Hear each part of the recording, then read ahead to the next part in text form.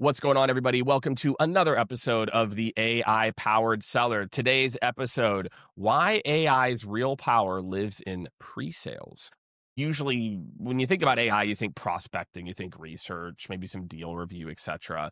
But I think really great organizations know that discovery, connecting the demo to what they care about, value storytelling, those are the things that really make or break a deal. So if you've ever wondered why some teams close 10, 20, 30% more, today's guest is going to help open your eyes. And I've got to tell you, a lot of my sellers might be ready to convert. I think some SDRs, some salespeople after today's episode are going to say, I think I want that job. So, David Maloof. David is the founder and managing partner of Pre-Sales Advisory Group. I've known David for a long time.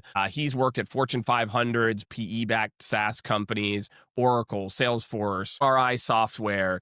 He led a global organization of 75 individuals across sales engineering, enablement, and value consulting, a company that was, really close to $1 billion in ARR. At Salesforce, he led teams of 160 plus. And this guy's managed a lot of people, right? And not only that, in my opinion, he's one of the leaders in modern sales processes and how you put together a modern sales team. He's drove AI-enabled demo creation, competitive insights automations. So why I'm excited to talk to David today is not only does this guy understand the value of how to build a modern GTM org, this guy is deep in the AI game. So, ladies and gentlemen, join me in welcoming Mr. David Maloof. AI Powered Seller. Looking forward to the conversation, David. Welcome to the show, man. Hey, Jake, thanks for having me.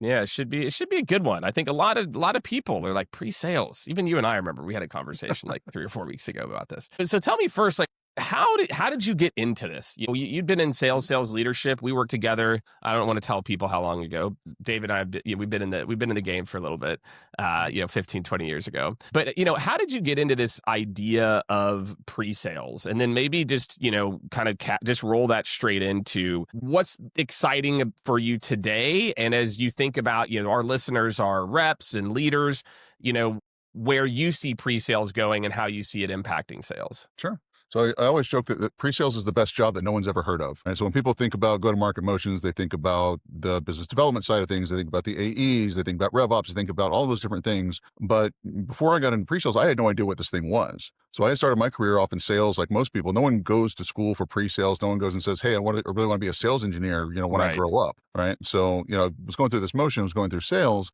and then I actually had a, kind of an interesting career path. I took some time off and went back to school and actually joined some competitions and doing some things. And Oracle at the time had sponsored a sales competition at my school. And we were going through and I got pulled aside by one of the leaders at Oracle. And they said, hey, have you heard about this thing called pre-sales? And I said, what is that? And he said, what if I told you that there was a role in sales where you didn't have to go out and do prospecting and cold calling, and you didn't have to go through and talk about numbers and pricing at the end. Your job was to solve problems for customers. And immediately I said, if that's a real job, because I don't think it is, sign me up. Right. So that was my foray into pre-sales, and I never looked back. Fast forward, 15, 20 years later, and I've been in pre-sales leadership at Oracle, at Salesforce, at MRI Software, and I really enjoy building out pre-sales organizations and helping people understand what the function really is, what it does, how it can help their companies out. And so, over the past 6 months or so, I've made the transition from being an in-house practitioner to doing consulting full time. Honest, I think kind of sometimes working at a company can be the dark side at times. I think it's a fantastic side. I mean, it's really the way I look at it. It's a force multiplier. I can take what I was doing for one company and I can do it for multiple companies across the board. Right? When I take a look at pre-sales organizations, especially some of these smaller companies, they don't have budget to go out and hire a global head of pre-sales. They don't have the ability to go out and build an infrastructure from scratch, but they need that skill set. So to be able to take what I've done at these other companies and bring that to companies that are looking to build out pre-sales, really understand what it is, how it can help their business. That's why I've decided to join, to kind of start this new venture here at the Pre-Sales Advisory Group and really start helping people make that transition into solid pre-sales organizations. And where do you feel this is headed? When you think about pre-sales, right? This ability, and because it's really interesting. I like the concept of the role of pre-sales where, I hear they're like, well, why don't the salespeople know how to talk about this? And shouldn't that be this? Or, shouldn't the salespeople know how to do ABC or whatnot? Where do you see the role of pre-sales in kind of this new, customer journey, what they're expecting, etc.? Yeah. So pre-sales has gone through a few different evolutions, right? When it started off, they were the demo jockeys. They were the guys that came in and did the Right, really deep exactly. Yeah, dive yeah. technical stuff, when software was more complex. Then we moved into SaaS and that changed a little bit. And the role started to evolve a little bit more into talking about the business value and what that can deliver and telling a story to the customer and kind of filling that business gap. Now, what's happening as we move forward is all of that's starting to become a little bit automated, a little more accessible. But where pre-sales really starts to play a role is when complexity starts to grow. So if you're a company and you've got one product, you've got two products, the reps are out there, they're doing the demos, they're having the conversations, that's all well and good. If that's the case, you don't really necessarily need a pre-sales organization. Right. Once you start taking a look and saying, okay, I want to bring my business international, right? I want to enter into new markets. I've just done acquisitions, and now all of a sudden my sellers have to sell 5, 6, 7, 8 different products where they only really know how to sell 2 of them. Right. That's where a pre-sales organization can come in and help you put together that story. How do all the pieces really fit? What's the underlying architecture look like? What's the story that tells the end-to-end customer experience through all the different products, not just the 1 or 2 the rep might be familiar with? So that's where things are evolving in, and AI is really accelerating the ability of a pre-sales organization to do that by doing a lot of the research and background and stuff and kind of pulling that in and making it more accessible. So it's a really exciting time to kind of go through this next evolution where we've gone from demo jockeys to business consultants to this new kind of tech forward part of the organization that kind of bridges that gap between the product, the sales team, the customer. Yeah, I think that's such a good call out, and we work with a lot of companies that are kind of in that world right now, where their teams and also the teams are becoming leaner too, right? Where maybe you're on a team and each team used to have a product, was more product focused, and now you're bringing all that together, and it's a struggle point, right, for these reps in particular to be able to, keep up and also be able to quickly identify opportunities. And so maybe let's dive in. You talked about the AI piece in particular. So Mhm. I'm a rep where you feel like pre-sales is going to head is this person's kind of this connector and kind of supporting the salesperson. So how does AI fit into this person's world? How does AI, if I'm a pre-sales, and then I also want to maybe get a sense from you as well on how does this involve the role of the seller? So maybe let's talk first about kind of the AI piece, and then let's talk about, how this is impacting the life of the seller with, both as pre-sales evolves and AI evolves. So the biggest piece where this makes a difference is as all of these things become more complex, as more products get added, a lot of time is taken away from the pre-sales teams to where they're doing more behind the scenes. They're spending more time doing research. They're doing more time doing demo builds. All of that time is time away from the customer. They're spending less and less time actually speaking with customers, doing demos, going on site, doing the things that an AI or something can't do. They're spending all of that time on the background doing stuff that now can be automated. So when we talk about doing smart discovery and things like that, you can use AI tools to augment all of that work that a pre-sales person would normally be doing. And instead of going into a discovery cold, you basically go in with a point of view, right? You're able to go in and do all this research ahead of time and say, hey, customer, I've learned a lot about you. I know you've done a lot of research about us. We've done the same. I now have a pretty good understanding of the space that you're in. This becomes more of a validation session than a discovery session. You've just saved Right. hours of time of you and the customer, and you're able to go in and make that impact more quickly. And then there's other administrative things like creating data sets for demo environments and doing customizations and things like that. Even some of the integrations now are being done by AI. It's taking all that time away from what a pre-sales person would typically have to do and getting them to be able to spend more time face to face with the customer where that value really comes through. If you are getting value, my friends, this is the time. Make sure if you're watching the video, hit like, maybe copy and paste, share it in your Slack channel. If you are listening to the podcast, make sure you sign up to get the downloads every single week. We are dropping new episodes with revenue leaders, executives, venture, PE funds, talking about the future of AI in sales. So if pre-sales is doing this, and I think probably some people even listen, right? And they go, okay, isn't this my job? Right? Like how is this kind of coming together, right? Because a lot of what you're talking about is, what a good, mid-market enterprise seller does, right? A good mid-market seller says, I need to understand, come in with a point of view. How do you how do you see the evolution of these two groups working together? To coexist slash co-create without redundancy as they're it sounds like, as customers are demanding more, that's what we're seeing, right? A customer, if you're on this call, I want you to add value. And if the salesperson's sitting there and they can't talk about these things or they can't do this. So how do you think about this interplay in like the world of AI? The two roles need to become a lot closer. They always should have been, but there just wasn't enough time. These people always joke that they want to do it right, but they don't have enough time to do it. Everyone talks about all these Yeah, processes of and how course. pre-sales and sales should be joined at the hip, and they should be doing white spacing together, and they should be going to customer Yeah. sites together and doing all this. There's just no time to do that. So what this is allowing them to do is free up time to have those conversations and plan together. But if you look at the rep's responsibility, they have a huge book of business. Right? They can be working, depending on the business segment, anywhere from a couple of accounts on a large enterprise side, or hundreds of accounts if you're talking about midsize or SMB, depending on how the business scales. The SE is not going to be involved in every single one of those deals, but they're going to be able to do the account research and start putting together those POVs and those stories for the ones that really matter. And that allows the rep to free up time to go explore and spend more time in the rest of their account base that normally would have gotten neglected because they were really trying to focus in on just these couple of different things. So it's sort of a separation of duties, but it really creates a tighter trust between the two, and it really becomes more one cohesive go-to-market motion where it's a team. And we've kind of come full circle on this. When it started off, when SEs first came around, they were basically paired, 1-to-1 with the sales rep, 1-to-2 with the Right. sales rep with the cases, and there were these teams. But then that got diluted because business just got so busy, right? And I've seen companies that are having 10-to-1, 5-to-1, 12-to-1, just kind of depends on where things are at. What AI will allow us to do is to take away a lot of that administrative work on the background and get that relationship back with the reps, right? It's no longer a, hey, do you have time next Tuesday to do this demo for this person you've never talked to? We got to move, we got to move. It becomes a, hey, take a look at the calendar for the next month and let's plot out how we're going to attack this together. And it brings that relationship back. All right. So the rep is going out and spending more time. Where do you see AI disrupting some of the, I don't know, like the customer experience? What we're seeing a lot of, David, is customers are also coming in more prepared, right? Mhm. Customers are saying, "Hey, I know this, I know this, I know this, etc." And you've got this. See, and I think with a lot of companies, and I don't know, tell me if you agree with this. I feel like with a lot of companies, they still are like they treat them like the product guy, or woman, right? With a lot of companies. And as people are not, I can find this out. I go to ChatGPT. I said, okay, you're at MRI software. You're already, blah, blah, blah. Break it down. Here's my property, blah, blah, blah, blah, blah, blah.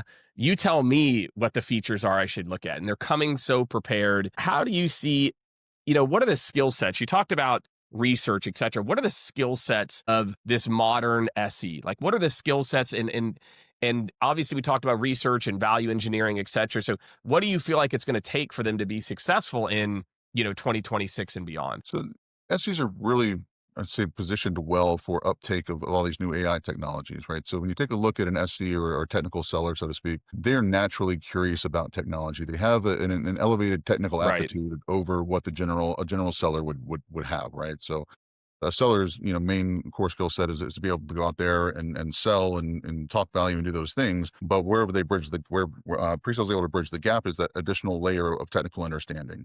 And some of these AI tools, they're pretty surface level, right? You can go into ChatGPT, you can ask it a couple of questions, you can get a decent output. Sure. Yeah. And that's though, because of the way that they're kind of trained and the way that they think about things, they're able to take that to another level of depth, right? So when we talk about customizing, ChatGPT and making custom GPTs and doing integrations and using things like Zapier and things like that to kind of put together these workflows that are going to help them go out there and put together these stellar demos, that's not something a rep should be wasting their time doing, right? This is something that the FC can put together and create these customized demos and these workflows and things that are going to help bring that story that they've done. And again, they've done this account research, they understand the industry, they put together these value pieces. AI helps them craft the story, and then you can output that into one of these demo automation systems. It's going to help you craft the tailored demo to what that looks like, go out there and deliver that to the customer. Meanwhile, the rep is kind of being the MC for all of this and carrying through the relationship with the customer. All of that back end now, you just save the SE, tons and tons of time to go in and do that. So I think that the skill set doesn't necessarily need to evolve that much.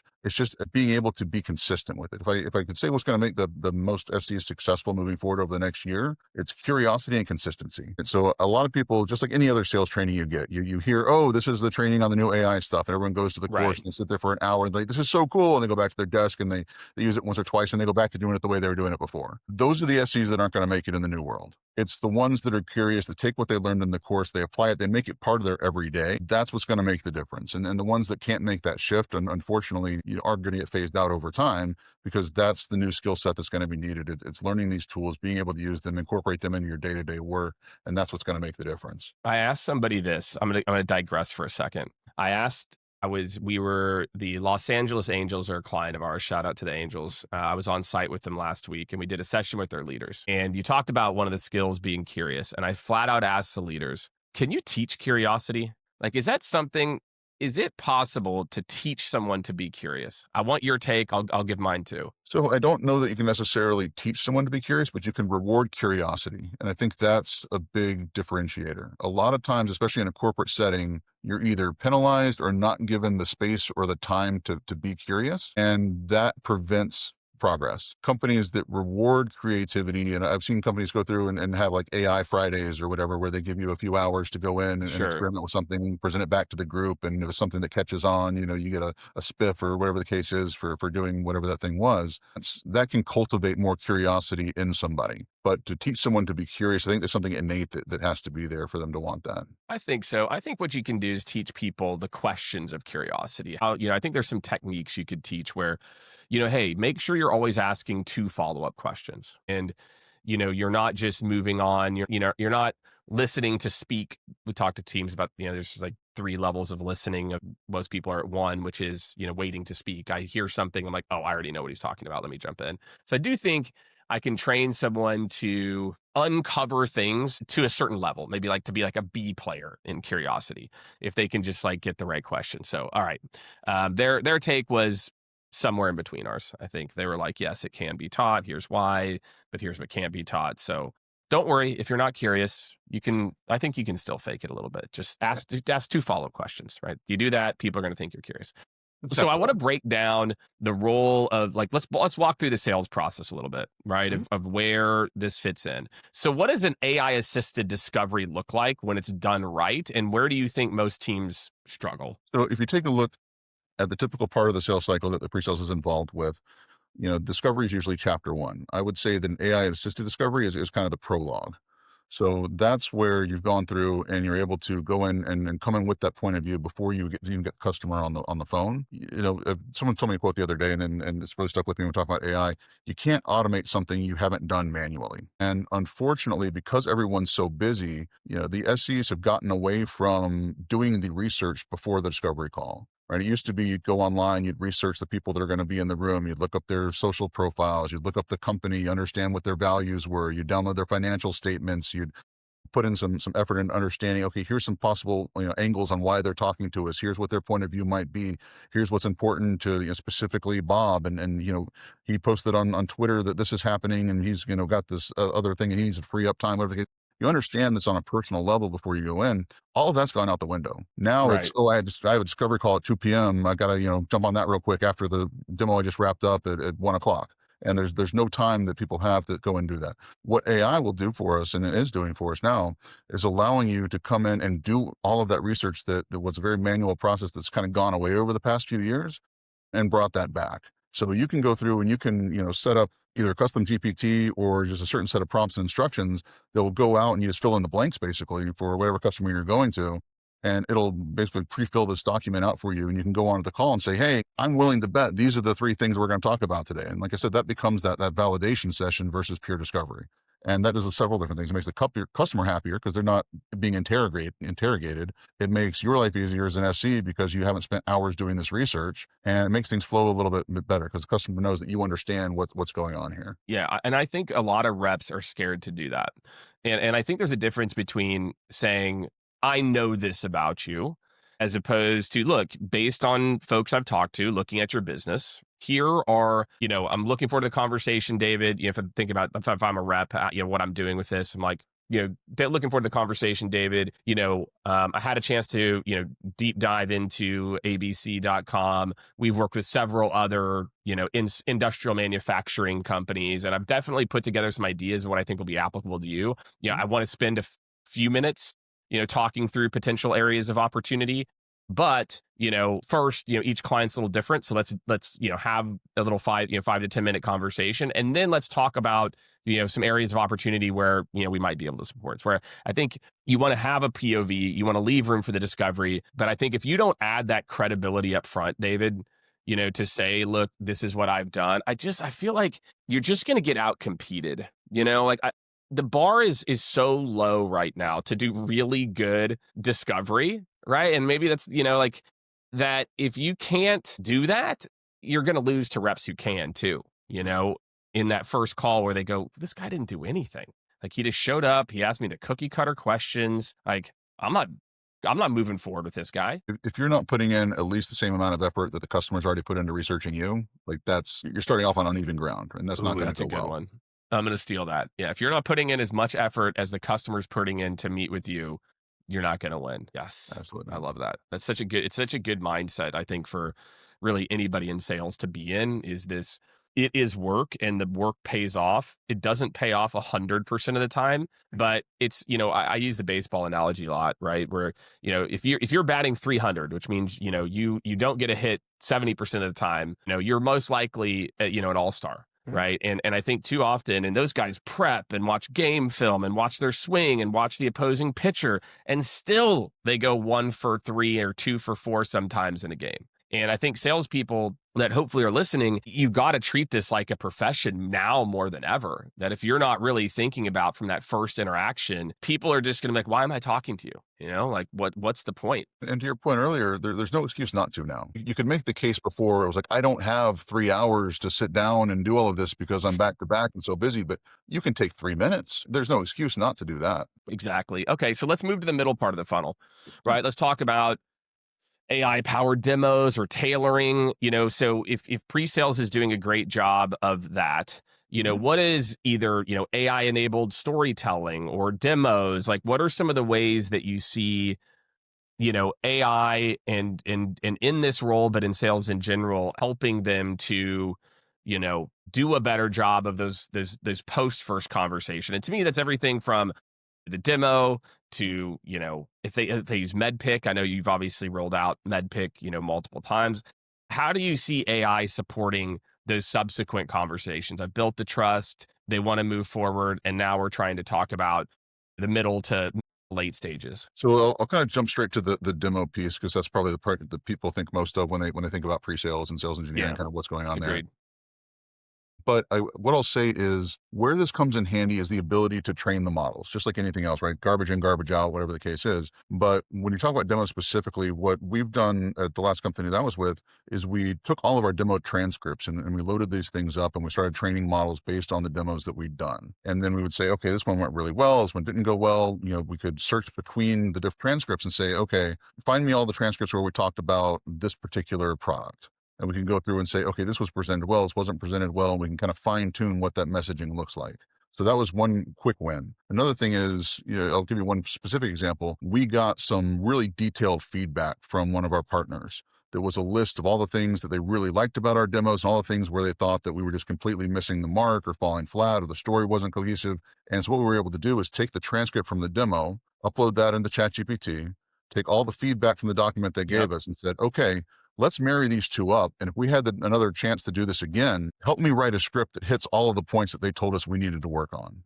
And we did that. And it gave us an output of a new story. We went through and we created the screens to go with it. We went up, presented it back to that partner. And they said, we had no idea you could do this. This is absolutely fantastic, right? It's their own feedback. So to be able to adjust on the fly like that and make changes based on, feedback either from a customer or partner, whoever the case is, that saves so much time going to try and nitpick every little thing and figure out, okay, we need to change this, we need to change that. The other thing it allows you to do is to future proof that. So the next step in that process was to say, okay, now in order to make sure we don't fall back into this habit, help me create a scoring rubric based on the feedback that will help us prepare demos better in the future. Right. And now you've got a set of, okay, every time you need to do a demo, here's 10 things you should probably include. And, another thing is, internally and with customers, everybody wants something slightly different. It's really hard to triangulate all the different feedback from, let's say, the leadership internally at your company, the leadership at the company that you're selling to, at the customer. Everyone's got their own ideas. The sales rep might have ideas on what they want to have incorporated, and trying to put all that together, even just sifting through all that feedback can take a long time.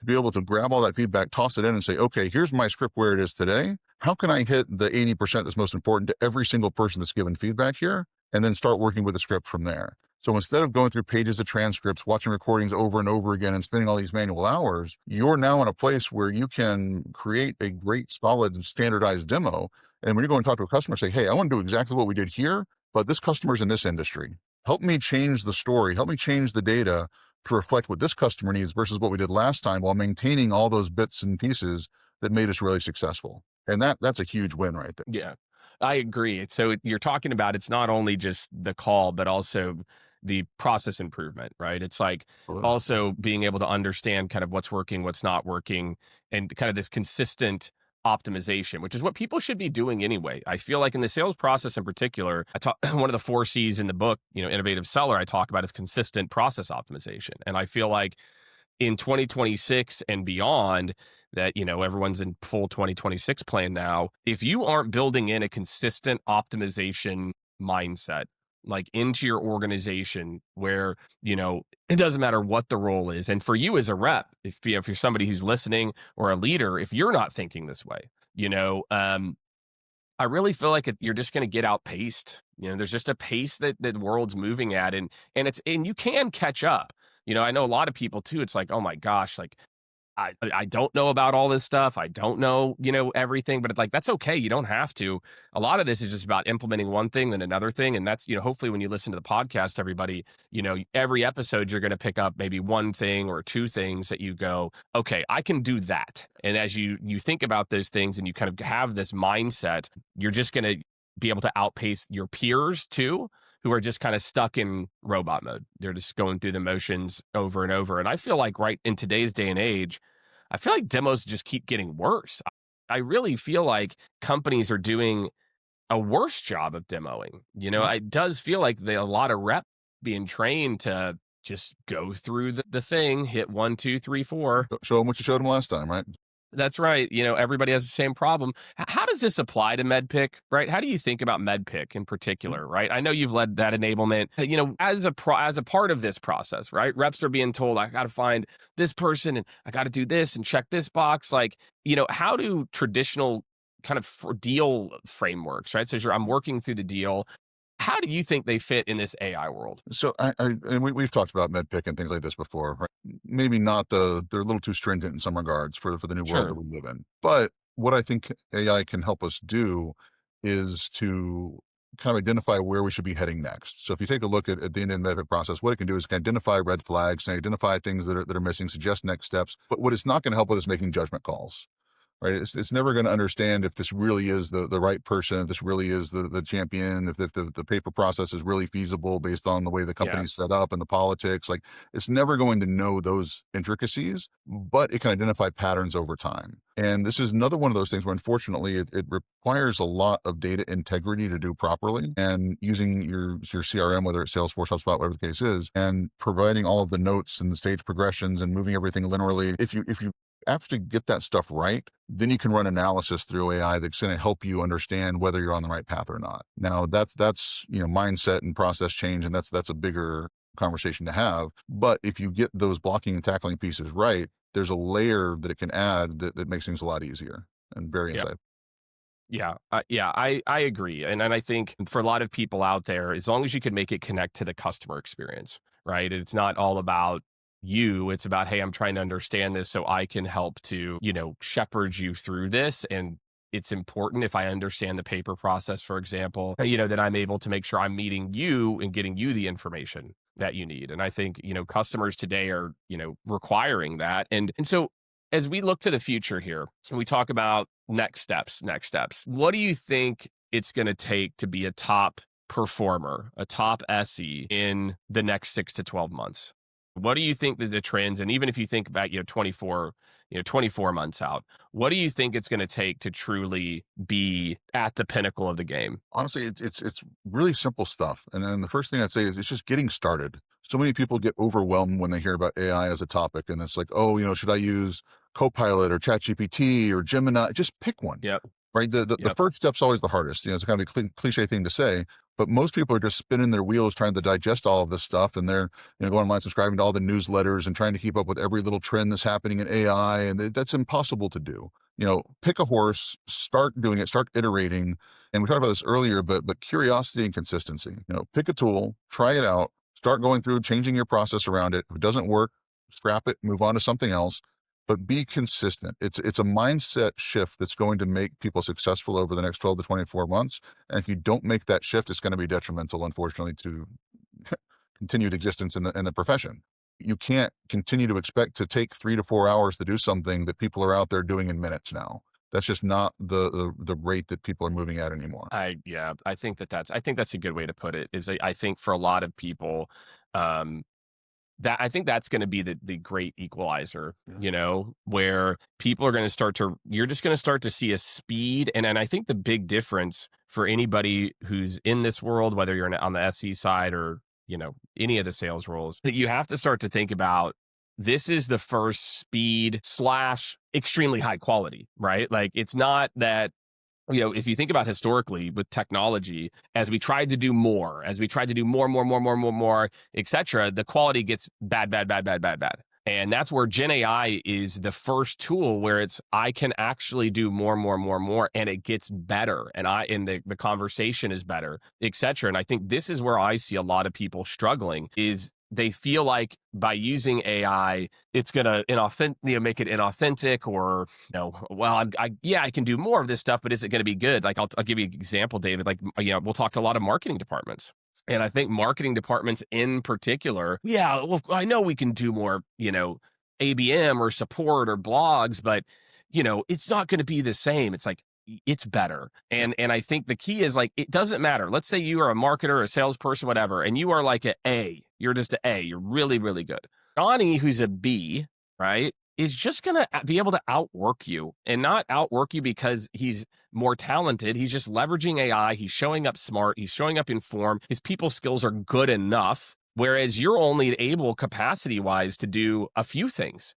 And so to me, the future is like, you have to be able to understand that we're going to enter a world, I genuinely believe, David, of like have and have nots in the next few years, where you're going to see a stark difference in people that were making a lot of money and are used to making a lot of money and being a top performer. And they go to interview and someone's like, yeah, but dude, everything you're saying is slow. Like, what do you mean you do this, this, and this? Like, nobody's doing that. And Johnny's 10 years younger than you, and look at the quality of his output.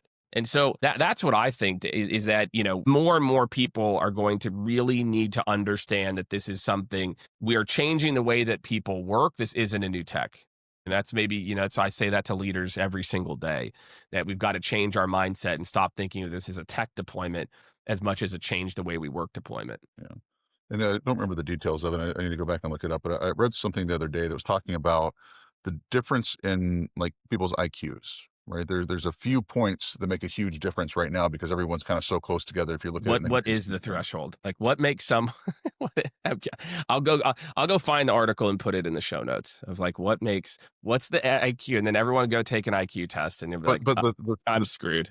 But the comment was the way that AI is advancing, exponential difference between those, the baseline is going to be recreated, right? The 3 or 4, 10 points of difference in IQ is going to be irrelevant when you have the combined knowledge of the world coming through AI, and that's 100 points difference in a different direction. So when you talk about the new equalizer, it's about recreating the baseline of what it is and how to use it.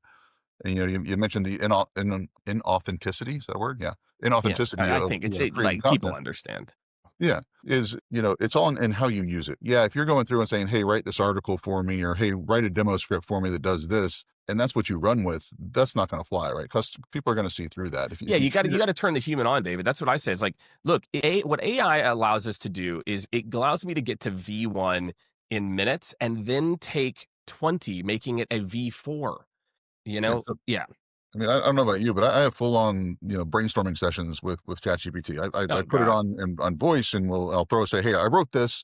What do you think about this?" And we'll go line by line and kind of kick ideas back and forth. And, we'll spend 20 minutes to an hour going through and crafting something together. It's not hey, go create this for me, then I'm going to go, show it to a customer. It's a back and forth. It's iterative. If you think about it as a creative partner or, a coach as you're going through it, that's a completely different mindset, and something that I don't think a lot of people have really made that transition yet. They're still viewing it very tactically of, "Oh, I need to put together a demo. Here's the requirements. Go make this for me." If that's the end of the process, right. And I'm going to open up a doc, or I'm going to open up a tool, and Yeah. then I like take my time, and as opposed to Ryan, who, hasn't been at the company but understands how to use, rip transcripts and do other things and leverage it, is, putting together something that would have taken Susan 3 hours, or 3.5 hours. So all right, man. Look, as we start to wrap up, we're about at time. We talked a little bit about where this is going. What other trends are you seeing in sales in general, right? So we talked a lot about the SE role. I think what you probably inspired a lot of people, David, to go, wait, what? I can go do this? This sounds awesome. And so a couple of parting questions here. The first question, will buyers want to talk more? And I'm going to put you on the spot. Will buyers really want to talk to the traditional salesperson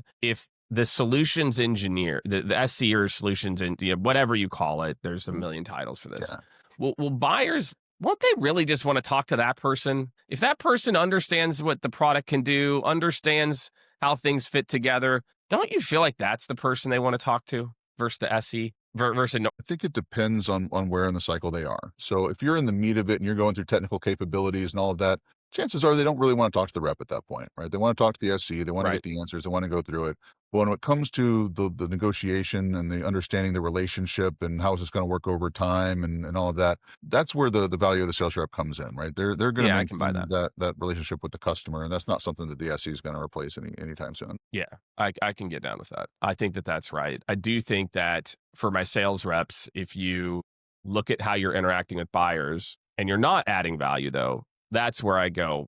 If I was sitting in your world, we buy hundreds of thousands of dollars of software, every year at our company. I literally will just be like, look, that's all I want to talk to. I want to talk to the customer. Like the question I ask I'll ask a rep, and sorry for people like, for people like me, but I'll say, are you going to hand me off after you close the deal? It's one of the first questions I ask now. And they'll go, if they say yes, I say, awesome, dude. I totally get it. On the next call, I want to know the customer success person I'm going to be interacting with. I want the SE who's going to be responsible for helping us be successful up front. And I want them on the next call because that's, those are the people I care about. Yeah. Like those are the people that are going to do it. So I just think that the moral of the story here is there's plenty of room. The salesperson, I think, is actually going to be a differentiator. If you are a good or great salesperson, you are going to make a ton of dough. But the skill set is going to have to be, you got to be good. If that you got to be good. You can't just like mail it in and, or be at like OpenAI or something, like go like be at like the hottest company as a part of it. So that's my thought. David, take us home. Final thoughts, where we're headed with this world and, where you see, the biggest area of opportunity for people in sales in general and the SE role specifically. And I'll throw this out there. The biggest fear right now from sales and SEs is that AI is going to come in and replace our jobs. And you always hear it's not going to replace your jobs. It's going to replace the people that don't adapt and move Right, into right, this right. new Yeah, yeah. mindset. I mean, and that's the reality, right? For both sides of this thing. For the SCs out there, my advice is the same thread that I'll pull on through this whole thing. It's be curious and be consistent. Get out there, start trying this stuff. Stop listening to the podcasts and reading the newsletters. Like do something with it.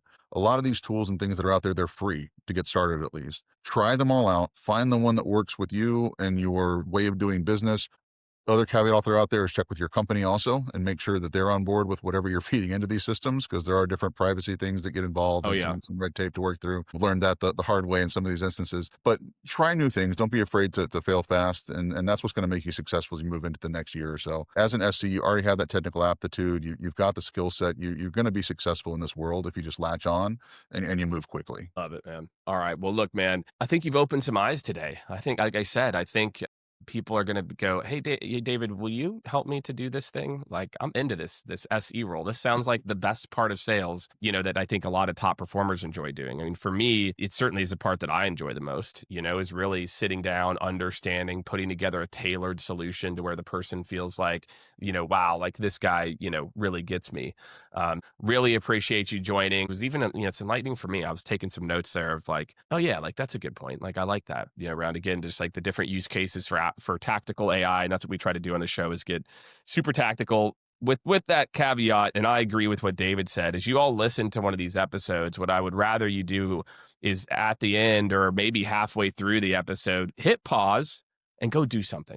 Because that's how we learn as people. I have a lot of consultants, David, and they do the same things. Like, can I see another training? And it's like, You know enough, go forth and mess it up. We as humans learn through failure. Well, now we learn through brainstorming with AI too. And you have to just go and do it. So I like the message wrapping up with, just go do it. So appreciate you, David. Thanks for joining the show. And thank you, everyone, for tuning in to another episode of AI Powered Seller. And we'll see you on the next one. Thanks for having me. All right, my friend. So that's a wrap on another great episode. I think we learned a lot from David, learned a lot from his experience and where the ball is going, which is what I want to do every single episode. So as usual, make sure if you got some value out of it, make sure to like the video, make sure to share this with your team.